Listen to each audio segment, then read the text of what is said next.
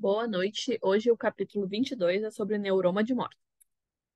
Neuroma de morte é a causa mais importante de metatarsalgia. É a patologia do nervo interdigital que causa dor no antepé, mais comum no terceiro espaço e depois no segundo espaço. É mais comum em mulheres, na proporção 4:1, entre 40 e 55 anos. Geralmente é unilateral, porém em 15 a 21% dos casos ocorre bilateralmente. Em 66% dos casos, ocorre no terceiro espaço intermetatarsal. Raramente acomete o primeiro ou o quarto. O envolvimento de mais de um espaço ocorre em menos de 3% dos casos. O nervo plantar medial é dividido em 4 ramos, um para o hálux e os outros 3 para o primeiro, segundo e terceiro espaços. O nervo plantar lateral se divide em 2, um ramo para o quinto dedo e outro para o quarto espaço. O espaço intermetatarsal recebe o nervo, artéria e veia interdigital. O nervo interdigital passa por cima da aponeurose plantar e por baixo do ligamento intermetatarsal, que conecta dois metatarsos na sua porção ali proximal às suas cabeças.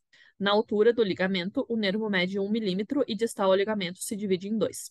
A etiologia da doença é desconhecida. Várias teorias foram propostas até hoje que podem ser considerados fatores de risco também.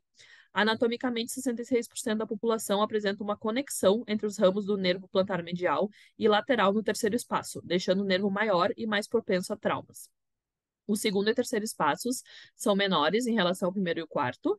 O terceiro espaço também é mais móvel em relação ao primeiro e o segundo, mais propenso também a trauma. Hálux valgo, hálux rígido, contratura de gastrocnêmio, deformidade dos dedos menores sobrecarregam o antepé. O pé cavo e o pé plano também produzem tração e traumatismo nos nervos digitais. Isquemia também leva à lesão do nervo. Fatores extrínsecos, como cistos e nódulos e trauma, como queda de objetos pesados sobre o pé, também já foram relatados como fatores causais. O diagnóstico é clínico, a dor é neurítica, descrita como metatarsalgia do terceiro espaço, podendo ser irradiada para um ou dois dedos, né? Parestesias também podem estar associadas. Os sintomas são exacerbados quando utilizam calçados com antepé achatado ou salto alto. Os fatores de risco devem ser pesquisados na anamnese e exame físico. As áreas de queratose também devem ser observadas. A palpação do espaço intermetatarsal reproduz os sintomas. Às vezes, o neuroma pode ser palpado. O squeeze test é realizado com compressão das cabeças dos metatarsos lateral e é positivo em caso de dor, que é conhecido como sinal de Milder. A sensibilidade do sinal é de 94 a 98%.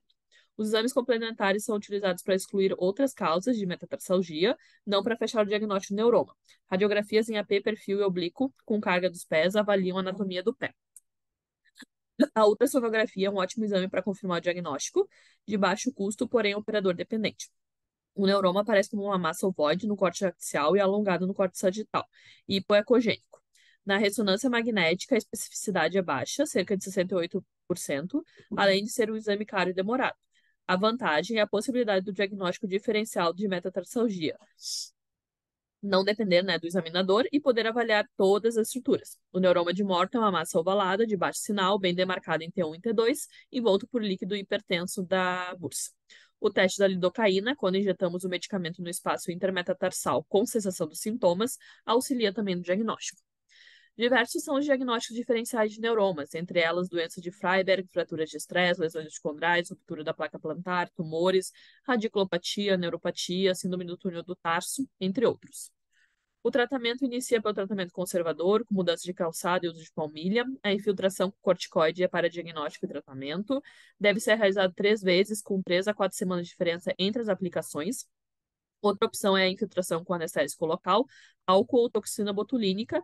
Ablação por radiofrequência também já foi descrito, ondas de choque, fisioterapia, analgésicos, anti-inflamatórios. Deve ser tentado por 3 a 6 meses. Na falha está indicada a ressecção cirúrgica, que tem uma taxa de sucesso de 89%.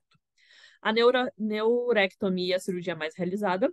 Alguns pequenos procedimentos podem ser associados, como a liberação do ligamento intermetatarsal e osteotomias metatarsais para aumento dos espaços.